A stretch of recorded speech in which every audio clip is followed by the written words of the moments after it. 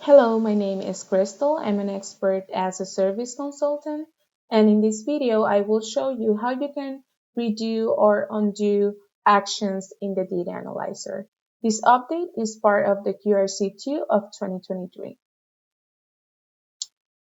So now let me show you a quick example of how you can use these do options. Right now, I'm using the data analyzer. I have at the left side a table, and then at the right side, I have the builder panel. The undo and redo options are at the top. You can see these two icons here. And now let's say that you want to add a new filter. I will select city, then state. Here I will select multiple members. And now you can see our new filter at the top.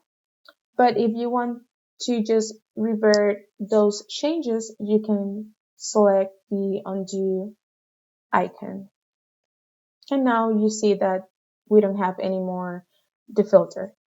But if you want to show the filter again, you can just click redo. And those are the two options that were added in the data analyzer. Let's do a quick review. I showed you that now you can redo or undo actions in the data analyzer. Thank you very much for watching this video.